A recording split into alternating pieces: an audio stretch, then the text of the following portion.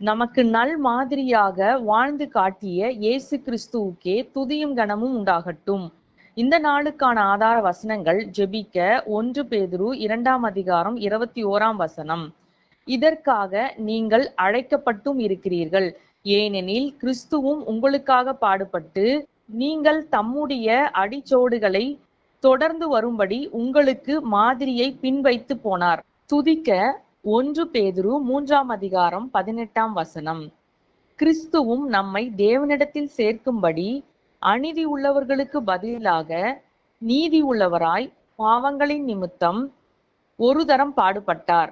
அவர் மாம்சத்திலே கொலையுண்டு ஆவியிலே உயிர்ப்பிக்கப்பட்டார். கிறிஸ்துவை சொந்த இரட்சகராக ஏற்றுக்கொண்டு அவருடைய பிள்ளைகளாக வாழ விரும்புகிற நாம் அவர் வாழ்ந்து காட்டிய மாதிரியின்படியே வாழ்கிறவர்களாய் காணப்பட வேண்டும்.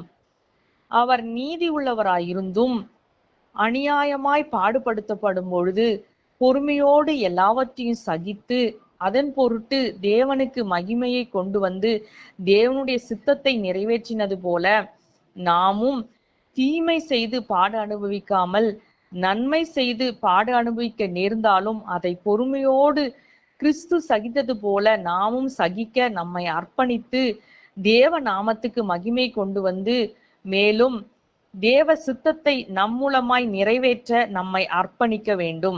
ஆகவே இந்த நாளில் அதற்காக நாம் கர்த்தருடைய பாதத்தில் காத்திருந்து ஜெபிக்கலாம்.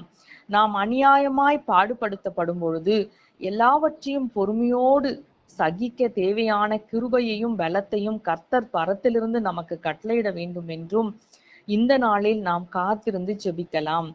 கிறிஸ்து தேவ நாமத்திற்கு எல்லா சூழ்நிலையிலும் மகிமையை கொண்டு வந்து எல்லா சூழ்நிலையும் தேவ சித்தத்தை நிறைவேற்றினது போல நாமும் நம்முடைய பாடுகளிலும் நம்முடைய நெருக்கங்களிலும் கர்த்தருடைய சித்தத்துக்கு நம்மை அர்ப்பணிக்கக்கூடிய ஒரு நல்ல உள்ளத்தை ஸ்திரமான இருதயத்தையும் கர்த்தர் நமக்கு கட்டளையிட வேண்டும் என்றும் கர்த்தர் தம்முடைய பரிசுத்த ஆவியானவரை அனுப்பி நம்மை பலப்படுத்த வேண்டும் என்றும் இந்த நாளில் நாம் காத்திருந்து ஜெபிக்கலாம்.